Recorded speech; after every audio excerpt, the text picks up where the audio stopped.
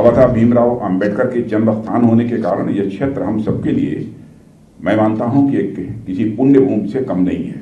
मैं राष्ट्र के प्रति आप सभी की सेवा के लिए भी आपके प्रति हृदय से सम्मान व्यक्त करता हूं। आपका समर्पण और आपकी कर्तव्य निष्ठा देशवासियों के लिए एक सोर्स ऑफ इंस्पिरेशन है। अपने कर्म के प्रति जैसा आपका समर्पण है उसे देखकर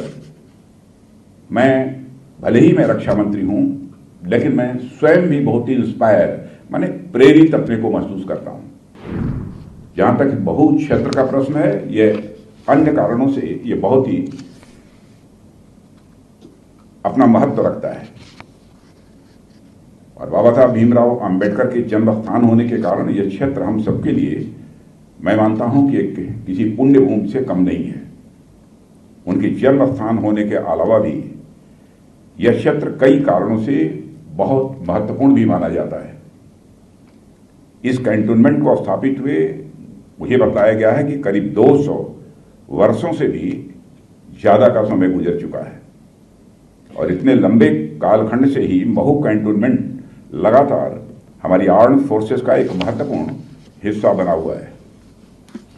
साथियों, महू में एक लंबे समय से आर्मी वार कॉलेज, इन्फेंट्री स्कूल और military college of telecommunication engineering भी लगातार अपनी सेवाएं दे रहे हैं और अपनी स्थापना के समय से ही ये संस्थान भारतीय सेनाओं के अफसर्स और जवानों को मिलिट्री स्ट्रेटजीज और युद्ध कौशल में लगातार पारंगत बना रहे हैं।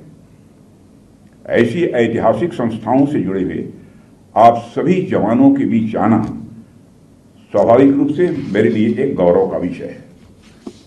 और साथियों, आज इस अवसर पर मैं राष्ट्र के प्रति आप सभी की सेवा के लिए भी आपके प्रति हृदय से सम्मान व्यक्त करता हूं। आभार नहीं व्यक्त करता हूं, सम्मान व्यक्त करता हूं, क्योंकि आप अपनी दायित्व का निर्वाह कर रहे हैं।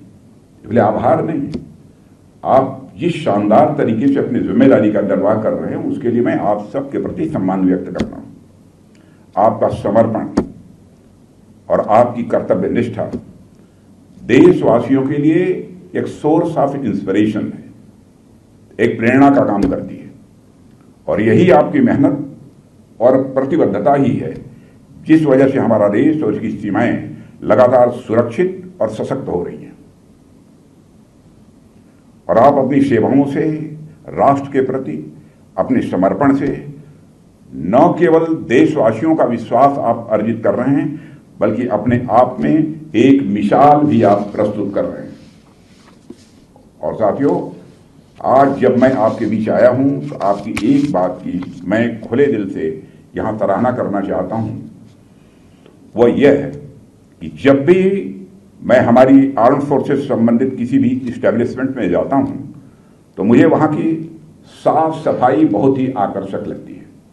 अब जैसे इस प्रीमाइस में जब मैंने प्रवेश किया यहाँ पर, फिर वही सब साफ सफाई देखने की मिली।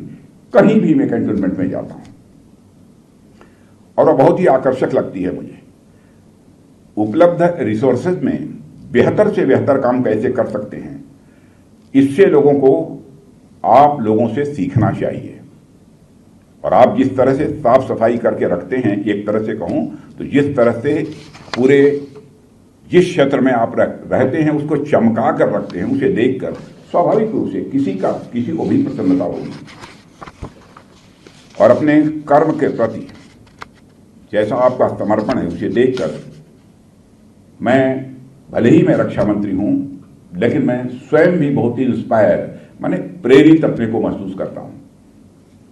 और मैं कह सकता हूं कि मुझे सबसे ज्यादा अपील करती है वह है कर्म के प्रति आपकी निष्ठा, अपने दायित्व के प्रति, अपनी जिम्मेदारी के प्रति आपकी निष्ठा, एक सेंस ऑफ रिस्पॉन्सिबिलिटी, दायित्व का बोध जो आपके अंदर है, और सबसे ज्यादा हम सभी लोगों के लिए इंस्पायरिंग है, प्रेरित करने वाला है।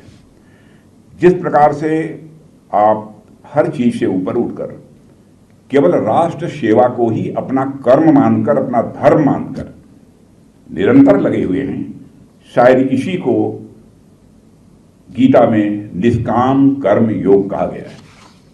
बिना फल की चिंता हुए काम करते रहना। और आपका यही निष्काम कर्म ही है जिसने हमारी सेना को एक अलग से मुकाम पर लाकर खड़ा कर दिया है। और हम सब जिस पुण्य भूमि पर खड़े हैं, यह बाबा साहब की जन्मस्थली है। जैसा मैंने बताया, वो स्वयं भी निष्काम कर्म के उदाहरण रहे हैं।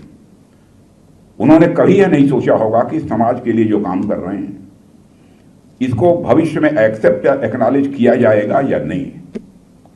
जो भी काम उन्होंने किया, कभी इसकी चिंता नहीं की कि हमारे काम को भविष्य में लोगों के द्वारा स्वीकार किया जाएगा, मान्यता मिलेगी कि नहीं, इसकी चिंता नहीं की। उन्होंने हमेशा निष्काम काम भाव से ही देशवासियों की सेवा की है।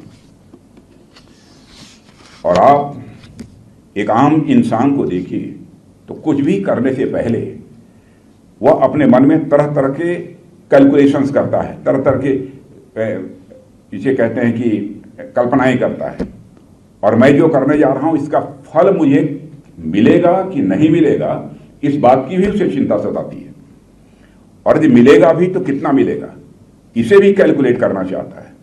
लेकिन यह सब तो आम इंसान की बात है। आप आम नहीं हैं, मैं कह सकता हूं हमारे सेना के जवान खास हैं। आप जब भी कुछ करने की सोचते हैं तो कैलकुलेट नहीं करते हैं, गणना नहीं करते हैं, बल्कि आप ये सोचते हैं कि आपको यह करना ही है। और आपका यही डेडिकेशन, यही समर्पण हम सभी देशवासियों को इंस्पायर करता है, प्रेरित करता है। और साथियों, यहां मैं युवा जोश और परिपक्व यानी मैच्योर्ड अनुभव के मिश्रण को भी देख रहा हूं अपने सामने। जोश और अनुभव का यह मिश्रण निश्चित रूप से हमारी सेना के लिए और इस देश के लिए भी कई मायनों में बहुत ही महत्वपूर्ण है। वैसे तो आप सभी पूरी दुनिया में चल रही गतिविधियों पर खुद नजर रखते ही होंगे, जानकारी हासिल करते ही होंगे, लेकिन फिर भी देश का रक्षा मंत्री होने के नाते मैं आप सभी से विशेष रूप से यह बात कहना चाहूँगा कि हमें खुद को हमेशा अलर्ट रखने की आवश्यकता है, सदैव सजग रहने की आवश्यकता है। साथियों, यह कहने के लिए तो भले ही पीस टाइम है, शांति का समय है, लेकिन जब मैंने यहाँ पर आकर देखा तो मुझे ऐसा लगा कि जिस डिसिप्लिन से और जिस डेडिकेशन के साथ आप यहाँ पर ट्रेनिंग ले रहे हैं, यह पूरी ट्रेनिंग आपकी दिनचर्या किसी युद्ध से कम नहीं होती है। अगर आप ये वीडियो YouTube पर देख रहे हैं तो हमारे चैनल को सब्सक्राइब करें और बेल आइकन को दबाना ना भूलें। अगर आप Facebook पर ये वीडियो देख रहे हैं तो हमारे पेज को लाइक करें।